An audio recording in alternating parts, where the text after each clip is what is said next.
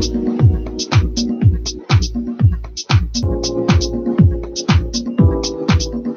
evening and welcome to the Drive at 5 on IntellectualRadio.com/iHeart Radio station. I'm your host, Roman, and we have a great show planned for you. As from our IntellectualRadio.com weather center. Yeah, we have weather forecasts. Yeah.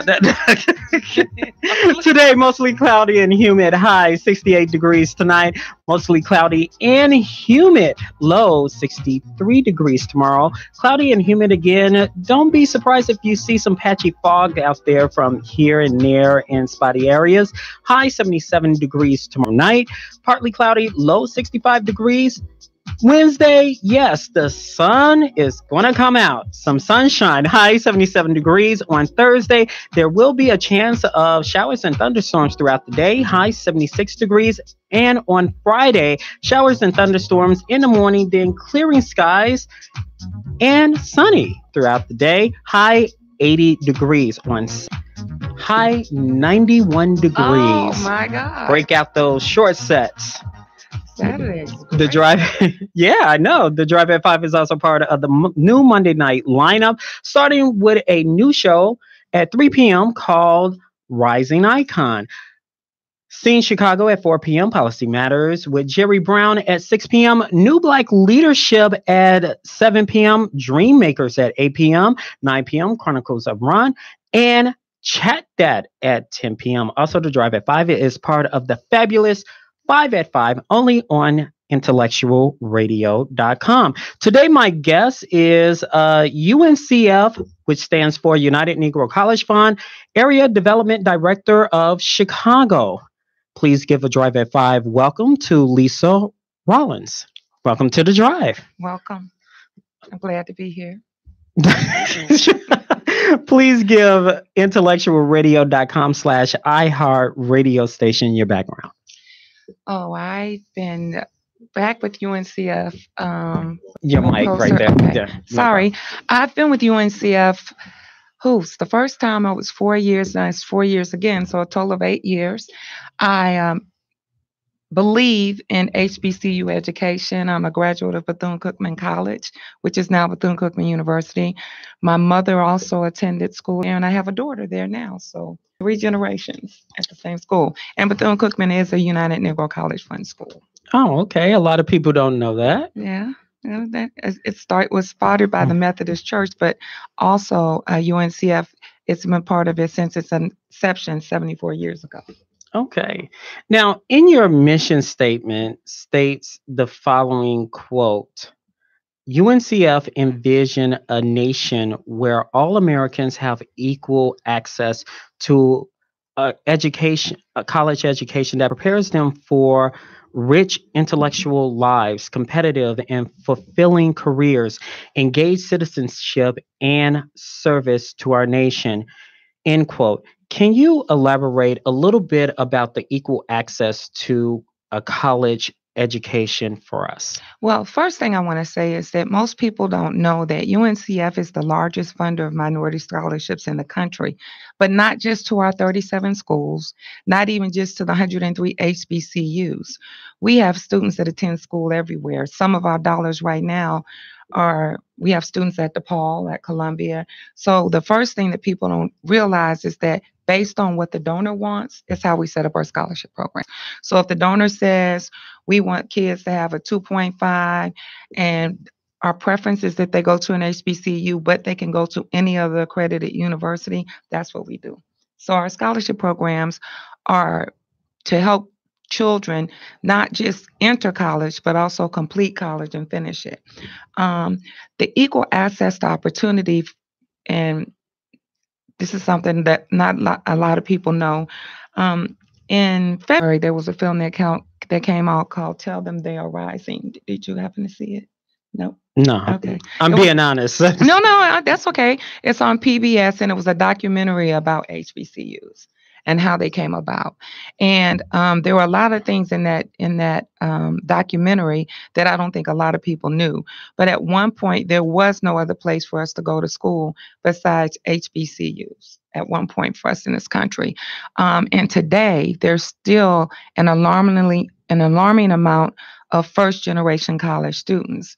Um, I do think that within Chicago proper, that one of the greatest programs that they have is the one that if you're a Chicago Public School student and you have a B average, then you can go to any of the city colleges free, because what that does is make your education more affordable.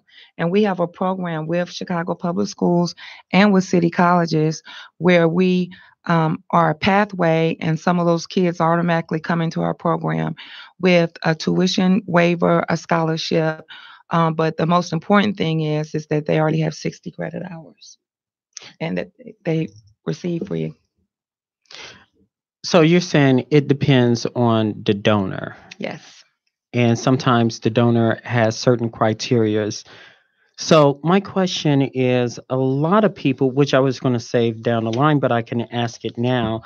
Um, a lot of people been asking, let's say if I do not attend a UNCF funded school or historically black college or university, how can I benefit from UNCF as a college or university scholar that is not funded by UNCF?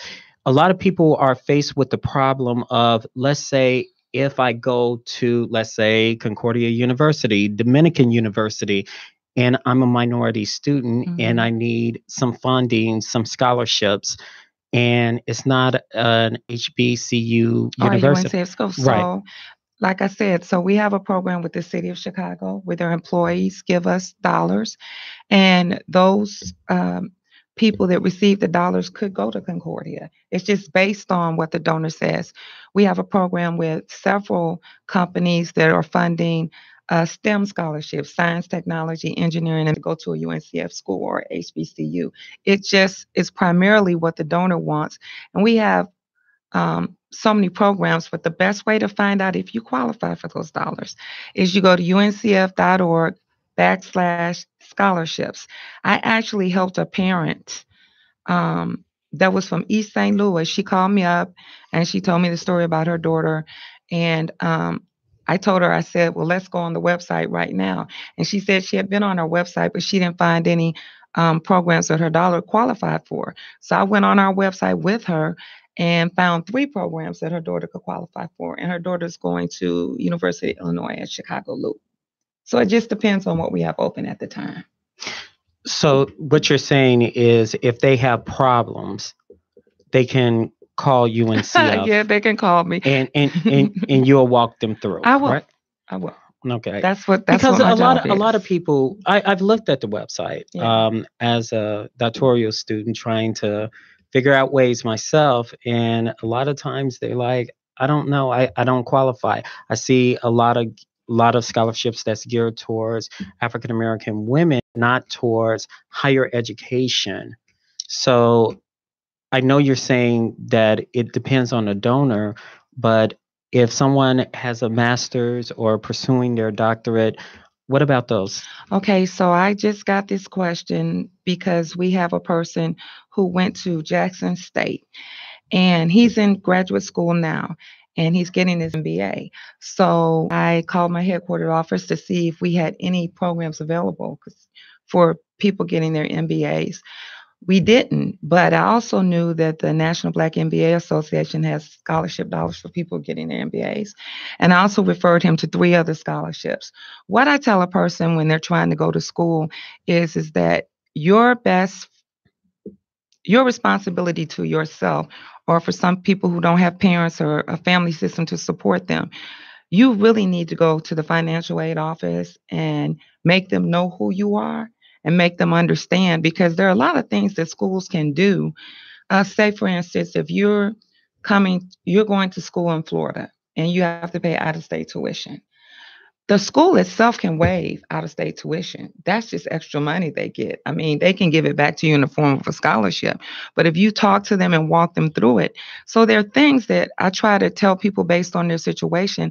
Even if I can't help them through UNCF, I try to help them figure out this path, because what we want you to do is be able to go to school and stay in school. The number one reason people don't stay in school is because they can't afford it. That's the reason they drop out. So I like to have this conversation with people when they're talking about going to college, really about their 10th or 11th grade year, because what it is a lot of people, for different reasons, decide they want to go to different places. But if you financially can't stay there, then you'll find yourself in a place that you're away from home, and then you start having all type of issues that maybe you could have thought about some other options. I don't know what's best for everybody, but I do know that the more you start out trying to plan this, the better it is for you, because there are often scholarships. I'll tell you another program that we have. Let me Oh, give you no another problem. example. We have a program that's called the Empower Me Tour, and it comes every October, November here to Chicago. And we have our 37 member schools there. And what they do is they write scholarships on the spot. So what I ask them to do is, if we don't know how many students activate those scholarships, but since we set them aside, once we find out a kid is not going to use them, then we should try and find another kid that can use it. Because say if you got 4 or 5 offers, you're only going to go to one. So what about the other 4 offers? How do we let other students know about that? So, I try to help people, and it might not always be with UNCF dollars. Your moniker states, "A mind is a terrible thing to waste." That moniker stands out. Everybody knows it. However, we hear less and less of it as the new generation comes about, starting getting into the workforce. Can you explain the history and the concept of "a mind is a terrible thing to waste"? The reason why I'm saying that is because you know it, I know it, but people on intellectualradio.com/iHeart radio station probably does not know it. Well, that's interesting because it is one of the things that people really know us about. But we've added a tagline in the last 5 years. So it's "a mind is a terrible thing to waste, but a wonderful thing to invest in." And the reason we started saying a wonderful thing to invest in is because investing in youth is the future. And most companies or most donors want to see a return on their investment. So it started back in the days when Vernon Jordan was president of UNCF, and it's kind of stuck with us since then. But we really want people to understand, yes, a mind is a terrible thing to waste, but it is a wonderful thing to invest in. And we actually like you to see our students at any events we have so you can actually see your dollars at work. So, So it works for you, right? yeah, it does. Yeah. I do think it's a great tagline. Oh, Even okay. when Dan Quayle messed it all completely up. That to tell me you don't do you remember that? Remember what he said? Yes. Okay. Well, let's I told, okay. Well, let's put it this way. okay. If you look at the history of UNCF, a lot of people don't know the history behind UNCF. Could you explain like how it came about? Oh, Because I think it's very important for people to know, to learn, because a lot of people say, okay, you've been here for years. I don't know what you have done, what right. you have contributed. So could you explain it? I can. So next year is UNCF's 75th anniversary. And 74 years ago, on the campus of Tuskegee University, Dr. Frederick Patterson started the United Negro College Fund for a group of privately funded institutions who decided that if they banded together to raise money as a collective, that they might have an easier time. So over the years, I think we've had as many as 49 UNCF schools. Some have closed, some have lost accreditation, some have decided that they don't need to be a part of the college fund because they can raise more money on their own. So we were started back so many years ago as a way for the colleges to have a way to raise money collectively with a united front. And we still do that. Although we raise money to give students scholarships, we also raise money for our member institutions. So every year they get a certain amount of money from us for being a member institution. So of the money we raise, that's not restricted for a certain scholarship, that money goes back to the colleges and universities to help them with their operating costs. And it's money that they can use for building scholarships. It's money that they use to do what they need to do with, because these days unrestricted dollars are hard to find. So it goes back to them in a form of allocation. So back in the day, it used to be easy to find scholarships. Now it's hard. You earlier you mentioned criteria. Is it because okay, I have the money, so if I'm just giving an example, if Okay. I want somebody to do a stanky leg before they get this money, they have to do it in order to do it. It's kind of like out there and it weeds. I understand you can't fund everyone and everybody, but it weeds certain individuals out that really are deserving to attend college. Well, and so that's why for the college fund, for our criteria for UNCF in general, our general requirement for a scholarship is a 2.5, which is a C plus. They're merit-based scholarships. Some of our donors do want students to have a 3.0 or 3.5, but a lot of our scholarships are based on a person having a C plus average, so that we can um, help as many kids as we can. Because I think when it says that, scholarship dollars are harder to find, they are harder to find, but they're not as hard to find for people who have 3.5s, 3.8, 4.0s. Those scholarships are easy for them to find. It's just that the people who may not have the best grades, but they can show their commitment. We have scholarships that have to do with community service. Somebody wants you to have spent 200 community service learning hours. So we try to have scholarships. We try to have a diverse pool of scholarships. But like I said, it's also up to UNCF, my job as a staff person, to not only want to fund the brighter students, but to find people to help fund our mission. Because sometimes those are the kids that, I have another example. I have a student right now that went to Chicago Public High School, and his grades were 2.5, 2.6.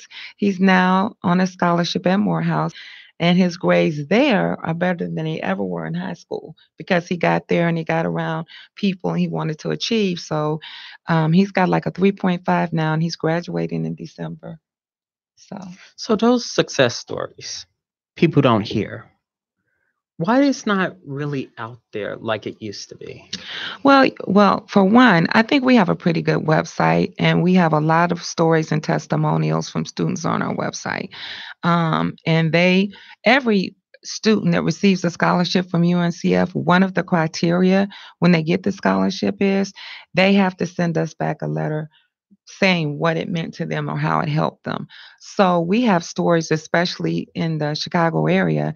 I just got the letters back from the kids to receive the Chicago Public School Scholarship, and I will send some of those to you, because the kids, I tell you, they do a really great job of explaining how important the scholarship was to them and how it's helped them, and how some of them wouldn't be in school without it.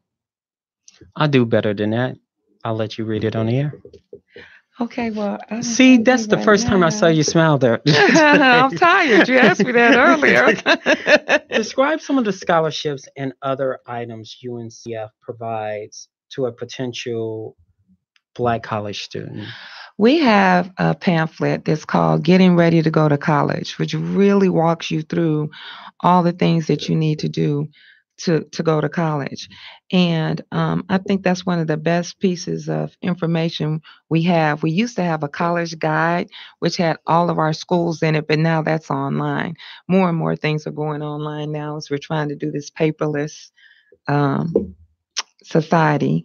And I think something else we can do is we have a number of programs where if you come into UNCF and you get say a Disney scholarship or another name scholarship, those companies bring the kids together. They mentor them. They have training sessions for them.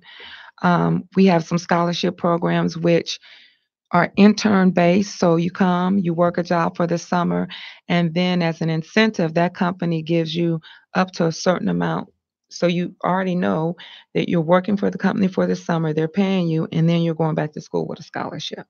And we tell companies that's really the best way to get interns with an additional incentive, because if you're just giving them a salary, then you're like everybody else. But if you're giving them a salary and investing in their education, then you have more opportunities to get the type of students that you're looking for. It takes a lot nowadays to get an African American millennial's attention. As you said, you went paperless, so you're online now. Millennial generations in recruiting for scholarships and attending colleges and universities. What are you doing to grab the millennials nowadays? You're facing rap music, you're facing the Kardashians, you're facing everybody under the sun here. And it's short attention span. And it just seems like UNCF is like, wait, I'm over here. Well, what are you doing to it's grab so them? funny that you say this, because I am going, not me personally, I've just recruited some young people to start a young professionals group for UNCF. Because I think that, when you want to get somebody's attention, then you have to let them tell you how to do it. So our first meeting, I think, is going to be probably in August. And I recruited some recent graduates to do it who were pretty popular and have some pretty good stories to tell from their college days. And the first charge that I'm giving to them is, how do we get attention? We are partnering with iHeart, and we're on. Um, you've probably heard more about us this year on iHeart than you have in a while, because we have this partnership and we've been doing a couple of events with them. So we're going to be at the Big Jam, right, in the United Center, and we're going to be at the 2 days of their festival in July.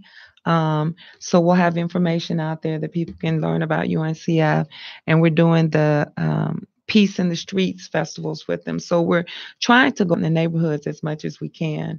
And our biggest grassroots event is September 8th, which is our walkathon.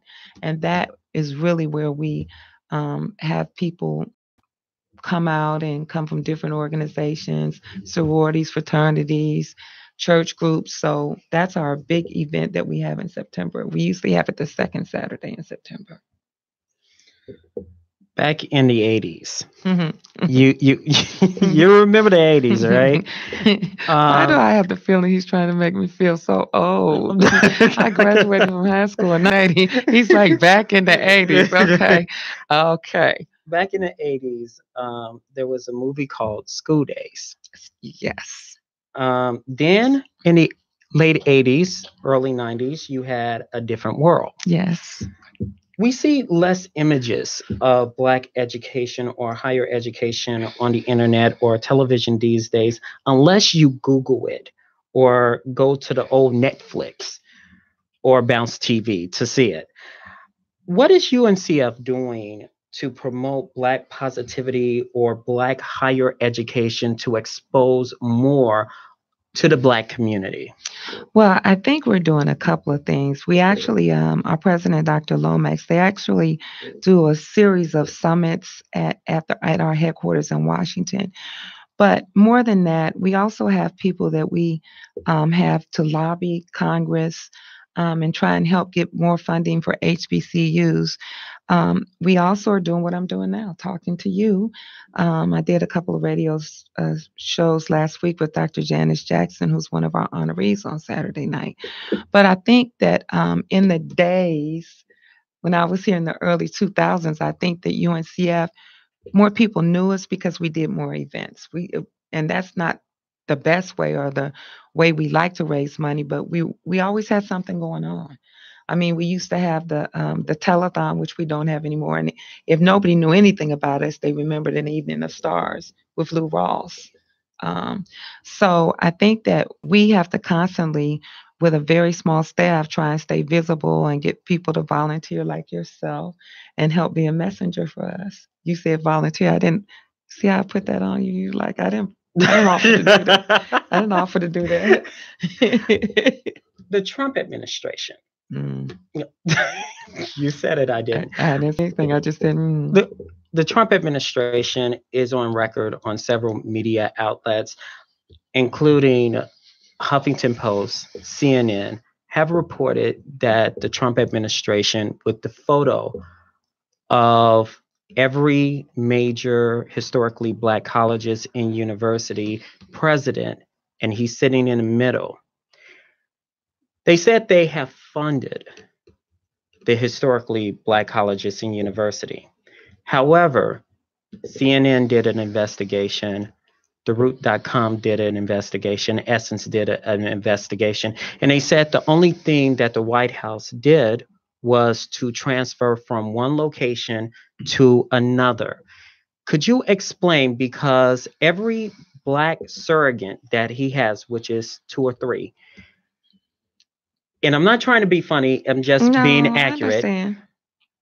They're saying historically black colleges and university, that's what he's doing for the African American community. Could you elaborate? What's the real truth behind it? Well, they're still fighting for those dollars now. That's the real truth behind it. The president that was most supportive as far as financial to HBCUs was the first George Bush president, President George Bush. He's the one who set up the HBCU initiative. And you're talking about George Bush Sr. Right, okay. Daddy Bush. Okay. That's what I call him. He's the one that really started with an HBCU initiative and gave us or made sure that we were funded properly.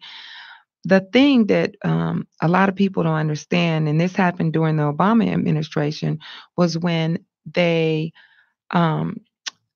made the criteria stricter for Parent Plus loans.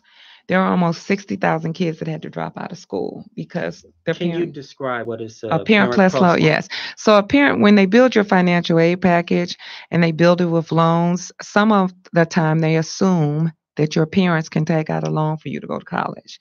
And when the guidelines for the Parent Plus loans became stricter, almost immediately people had to drop out of school.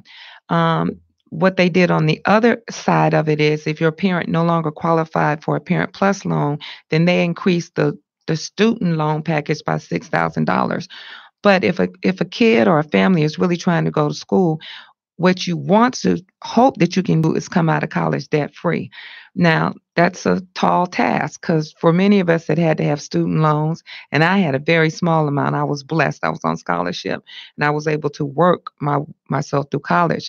But the one thing to be totally transparent is most of those presidents thought that that initiative that had been started by Daddy Bush was going to come back into play, and that's not what happened. And so right now they're trying to figure out just how much of the money that we're going to get, that they're saying they're transferring from another side of the Department of Education. And so I think that will be settled in the next couple of weeks. But because the Root and everybody did these exposés, they're trying to figure it out and fix it to the point that they can. But it's certainly not going to be what the expectation was in the beginning. So what was the deal with the photo op? Because I really don't know. I really don't know. All I know is that when I saw the photo op with some of the most brilliant minds in Black America, it's kind of like, what kind of Soul Train thinking? Right. Well, it wasn't just that. It was just the positioning of Kellyanne Conway. It just almost was insulting, because you know that they went there really, really thinking that they were going to achieve a level of success to get funding for their schools. I mean, who wouldn't think that you're invited to the White House? There's going to be this White House initiative. He's going to give this money to HBCUs. So the presidents went. You know, most of them didn't have representatives. They actually went. And these are some of the smartest minds we have in the country. Do you feel like they've been played? Oh, absolutely. Mm-hmm. I do. But I do feel that that some of the people that came out and started asking the questions behind it, that made the administration at least take a second look and try and fix this to say, you know, this is not really what happened. So it's still on the floor. It's not a closed deal. The Obama administration, a lot of people were disappointed in regards to the historically black colleges and universities. Could you explain a little bit about that? Because they were expecting a little bit more. Yeah, and I think that you have to understand the structure of the Department of Education and everything as it relates to HBCUs. And I don't know what people's expectations were, but I think the biggest thing, and it didn't just hurt HBCUs, the whole Parent Plus funding thing really hurt a lot of students across the board. And I guess it's a matter of opinion of what more he could have done, but I do know that the whole question, you know how some people say no news is good news, or some news, even if it's bad news, at least you get people talking about it. It was the first time people really, really started, to me, talking about HBCUs and why they needed to be funded and what could happen if they weren't funded. I mean, there's some stories right now that a lot of people don't know about.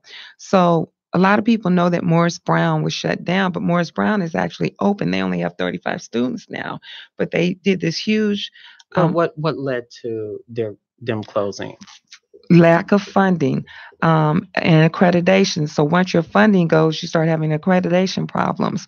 One of the schools that was closed in Dallas, Paul Quinn, they actually just got a new president and he's on the road to accreditation, but he turned their football field into a farm. And he's selling produce to major grocery stores. And everybody is like, wow, this guy's really making a turnaround because it's becoming self sufficient. So some of the schools that lost their accreditation, lost their funding, they're opening back up and becoming, I'll say, a step above a community college before they start trying to take more than commuter students coming back to school. So some people have had to get real creative, you know. And that's what UNCF is trying to help some of these schools take the burden of the financial responsibilities, because it costs a lot to run a university. When it comes to historically black colleges, if they shut down, let's say if someone is listening to intellectualradio.com, iHeart radio station, the school you just mentioned, it was shut down. They lost some of their accreditation. Yes. Will my degree still be valid? Oh, yes. Even if you got it at the time the school was accredited, yes, it's valid. Well, a lot of people don't know that. Yeah. That's No, why why I'm you're asking me. Yes. Yes. Yes. Very much so. And the other question, that's another better question, is that some people who might have been in the process, and this is for any college so that you know this, if you are at a school that's at the risk of losing accreditation and you have a student loan and that school shuts down before you get your degree, you need to contact the Department of Education right away, because they can waive that loan that you took out because you weren't able to complete school because the school shut down in the middle of the year. There are a lot of for-profit colleges. I know there was one, Everest, that was out here. There are a lot of for-profit colleges that have this going on, and you have these students really high in debt, and then the school shuts down, and then what happens? They still owe all this money in a loan. So what you need to do is contact the Department of Education right away. The follow-up question to that is, okay, I'm halfway finished, or I'm like 2 courses away of finishing. The school shuts down. Wow.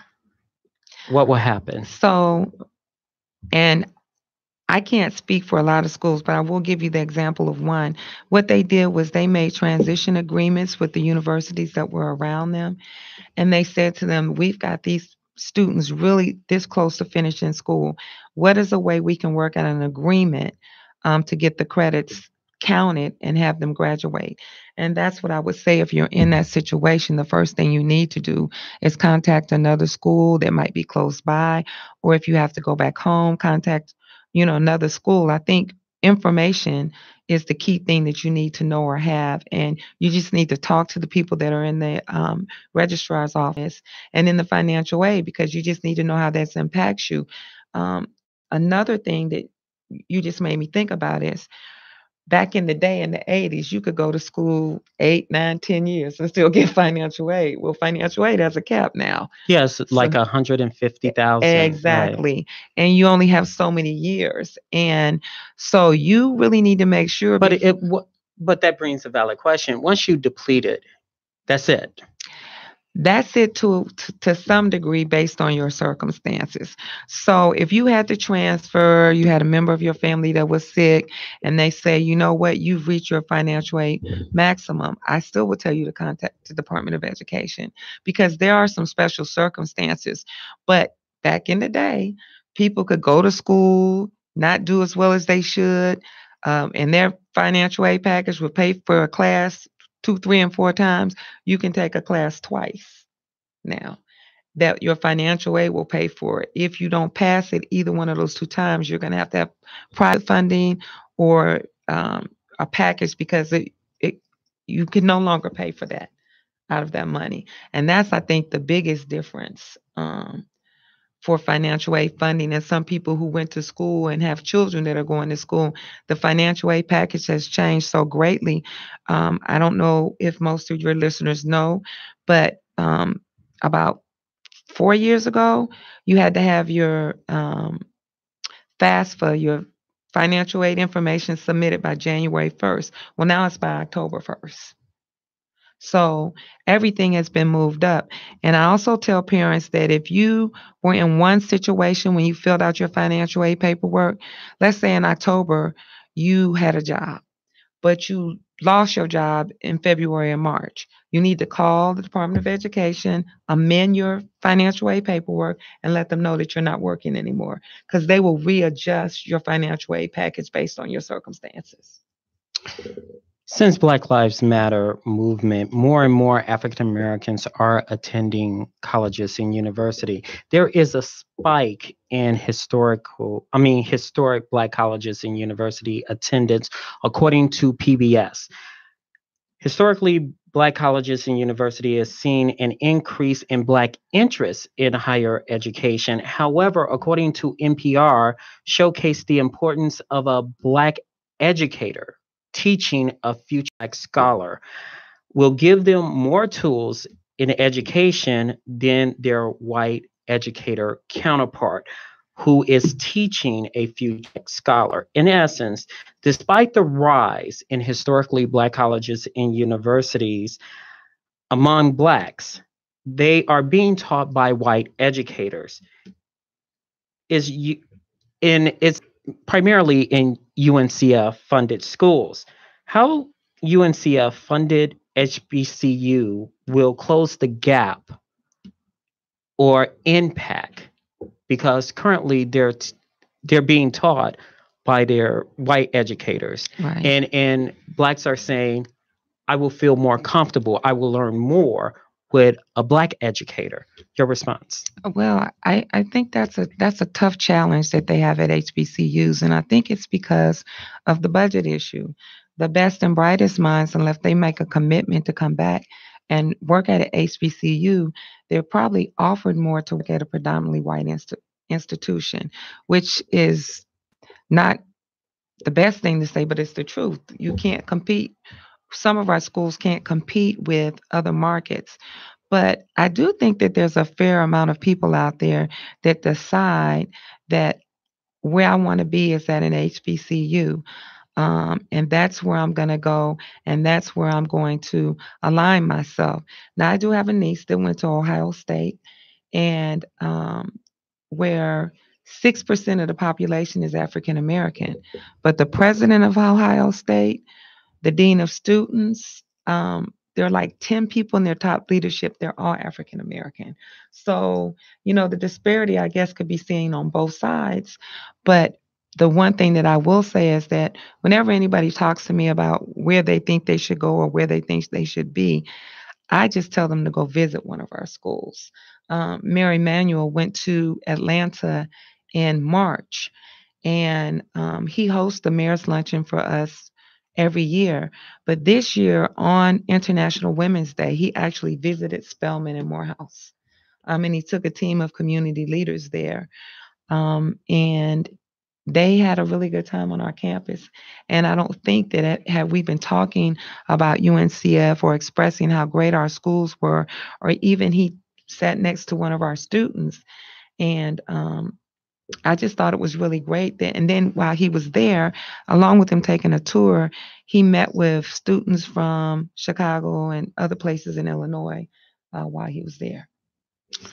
According to the Huffington Post as well as Essence.com, stated a study, and the CDC can back it up, that African American women are the smartest people in the world. Oh. Oh, a little cheer there. There's a however component there. However, according to a new study in the Brookings Institute, African American women earn more degrees than their white or Latino counterparts, but make far less than their counterparts. In essence, why they're saying you have to get a degree, you go into college debt, you get that degree, and their white and Latino counterparts, they don't have to attend college or universities, and they're making more money than African American women. Can you explain? No, I can't explain that at all. It doesn't seem fair, does it? No, I mean, and you know, in Illinois, they have an equal work, equal pay law, which is not primarily for African American women. But what it says is if you're a woman and a man has the same job that you have, then your pay has to be equitable. And I think that's one of the reasons that came about. I've been in situations myself where I have a couple of degrees and they've hired people around me that didn't have the same qualifications and paid them more than they paid me. And then you have to make a choice. Is what you're doing, are you doing it because of the money, which sometimes we have to, or are you doing it because it's something that you love? I really believe in the mission and the vision, and I believe in what UNCF does. But I will say this. I think that when kids finish high school, they need to have a path to go somewhere. It could be trade school, it could be a vocation, it could be the military. But I believe that they need to decide where they want to go. College isn't for everybody, but you need to have a viable way in which you can make a living. I mean, look at all these people that are on the internet and they start with these small companies and then they end up selling them to major companies. I mean, so there is something you have to figure out what it is that you want to do, or at least what you think you want to do. I know that's hard. I don't think I figured out what I wanted to do maybe until about 10 years ago, but I was doing other things while I was doing it. But I really do feel like you have to have a path to get where you need to go.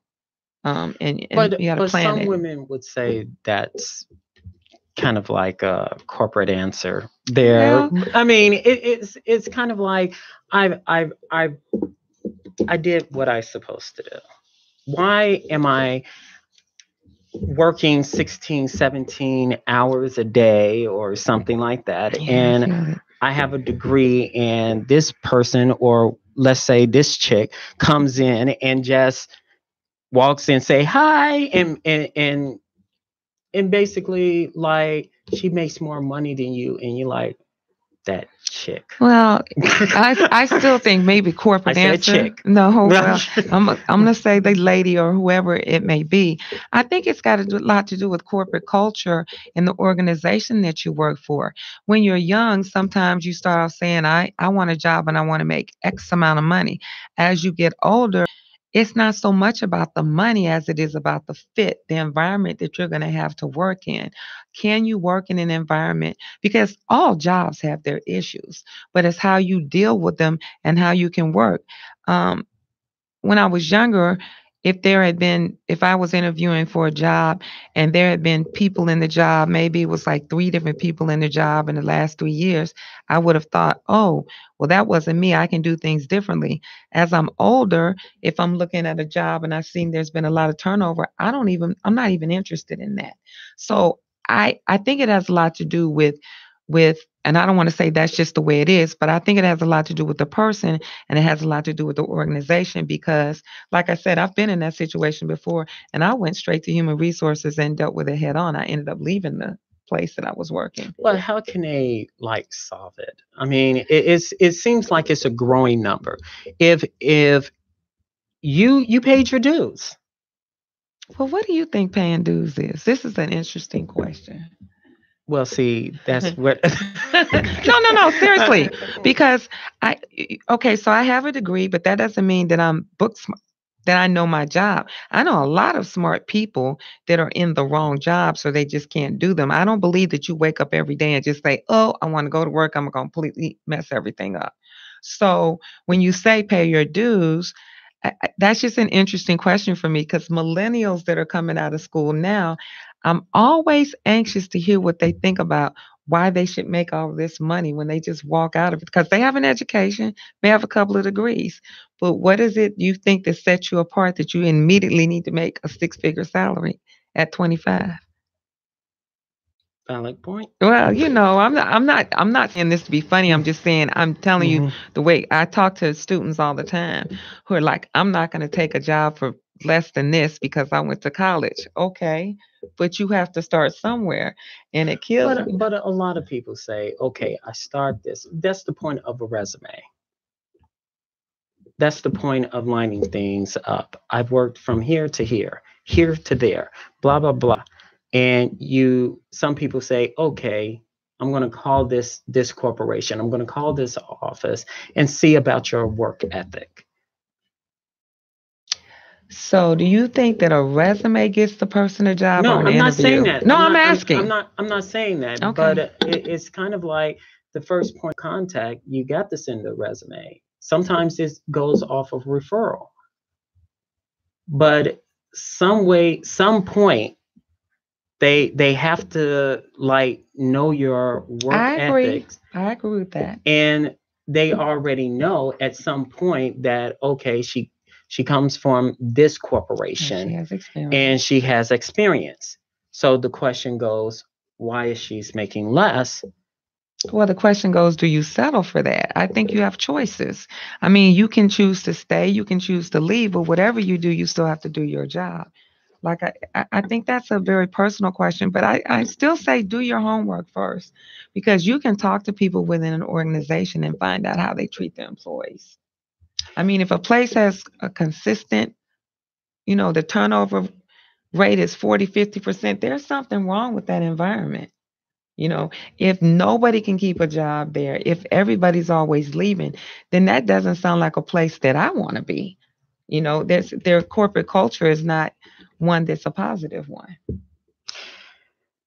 There is also an increase in Black males attending colleges and universities, although they are attending colleges and universities, according to blackdemographics.com. They show in 2013, 48% are attending a college and university. But here's the sad part: at least half of them are dropping out. What is UNCF doing in order to keep Black males from dropping out of colleges and universities at an alarming rate? Well, we have a male mentoring program that we have at UNCF, but I think more importantly, what we're learning is that when you have a first generation college, when you have a student that goes to school and they're the first one in their family, that we have to try and build a support system around them. So we usually ask for our students, we usually ask some of the alumni to help mentor them. Will you be available to send this person an email, to talk to them about, a lot of times, well, other than finance, the second reason a lot of people drop out is if they go away is because they're homesick and they want to be home and they don't have the support system that a person needs to have. So there's a lot of stuff that you don't know what you don't know. So what we try to do is make sure that person has somebody that they can talk to that went through their experience. A lot of our HBCUs have programs where what we call orientation, but where the student comes for the weekend. They actually spend the night on campus. Their parents go one way, the students go another. But that orientation period is to try and help support kids so that they when they start having these problems, they at least know who they can go talk to. They at least, have somebody that they can talk to. One of the reasons my dad insisted on us going to HBCUs, because he said that he felt like that if the only person that cared about you was the janitor, that somebody at the school would care about you. And I found that to be true. I was sick one time, and the lady that cleaned our dorm hadn't seen me come out of my room for a couple of days. And so she knocked on the door to make sure I was okay. She went and bought me some cold medicine. But I'm just saying, the environments are meant to be more successful. To help you be more successful. I'm not going to say that you don't experience things at our schools that you wouldn't experience anywhere else. I'm not going to tell you that. I mean, sometimes the phone doesn't get answered. Sometimes you don't know information until it's later than what you want. But I do think that more and more we're trying to embrace, especially our kids when they come in, so that they know how to travel the waters or handle it. You have a big fundraising event coming up. Please explain to our listening audience. On Saturday night, the night before Father's Day, we have our 18th annual gala, and we're honoring Dr. Janice Jackson from the Chicago Public Schools. We're honoring Northern Trust for their over 40 years of giving to UNCF. And we're honoring Ronald Red, who's a graduate of Morehouse College, with our Alumni Award. So you put it out there, if somebody wants tickets, yes, volunteer, yes, or assist in UNCF, yes, they should do. They should call 312-845-2200, 312-845-2200, or you can go to uncf.org/Chicago, and it's on our event page. We'll tell you everything about the event. And Leon Rogers, iHeart's own Leon Rogers, is our MC for the evening. Okay, so how people can get a hold of you? See, you got a nice, wonderful personality. People hear that and like, I want to talk to that sweet lady that was on the Drive at 5. Well, they can call the same number, 312-845-2200, and ask for Lisa. I'm the only Lisa there, and hopefully I'll be able to help you or help you get your questions answered. So this is an annual event? It is. We have it every June. And we have our walkathon is coming up September 8th. We have a golf outing that's August 20th with the Black McDonald owner operators. And so those are the events that we have coming up. Okay. So, see, it wasn't that bad. No, it wasn't that bad.